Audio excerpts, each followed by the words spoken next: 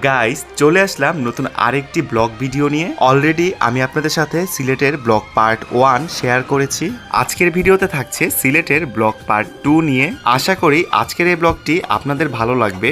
So guys তাহলে চলেন ব্লগটা শুরু করি। Hey guys, welcome back to my daily blog. কেমন আছেন সবাই? আশা করি ভালো আছেন। সিলেটে আমাদের ট্যুরটা ছিল 2 দিনের। ব্লগ পার্ট 1-এ ডিটেলসে অলরেডি আমি আপনাদের সাথে শেয়ার করেছি। এই ব্লগেও আমি আরেকটু অ্যাড করে নিচ্ছি। আমাদের ফরএভার লিভিং ইন্টারন্যাশনাল কোম্পানি থেকে ট্যুরটা আয়োজন করা হয়েছিল।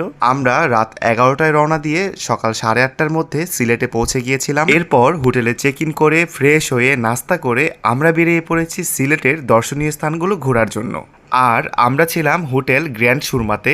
আমরা ঢাকা থেকে সিলেটে যে বাস দিয়ে গিয়েছি ওই বাসটা দিয়েই আমরা প্রত্যেকটা দর্শনীয় স্থান ঘুরেছি। তাই আমাদের আলাদা করে আর কোনো গাড়ি নিতে হয় নাই। আমরা নাস্তা করে সর্বপ্রথম গিয়েছিলাম সিলেটের চা বাগানে। চা বাগানের ভিডিওটা আমি আপনাদের সাথে ব্লগ পার্ট 3-তে শেয়ার করব।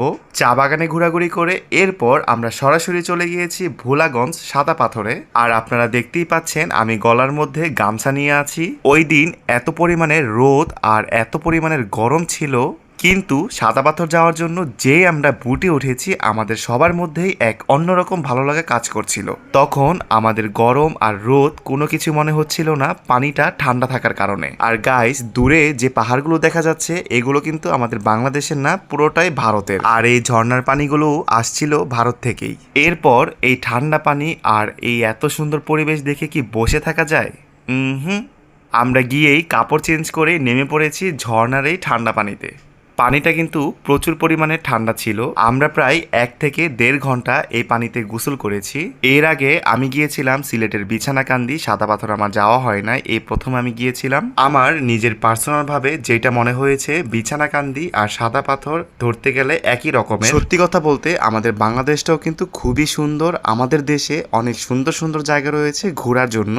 আর এইদিকে দেখেন আমার কাণ্ড, আমি গোসল করার সময় পাশে দেখি এক ফুচকাওয়ালা ফুচকা বিক্রি করছিল। ফুচকা দেখে কি আর লোভ সামলানো যায়, ওই চলে গেলাম ফুচকা খাওয়ার জন্য। আর এটা হচ্ছে আমার মাসি আমাকে ফুচকা খাইয়ে দিচ্ছিল। সো গাইস, ব্লগটি আর বেশি বড় করব না। আজকের ব্লগটি এই পর্যন্তই। দেখা হবে পরবর্তী ব্লগে, মানে পার্ট 3-তে। সেই পর্যন্ত সবাই ভালো থাকবেন। টাটা।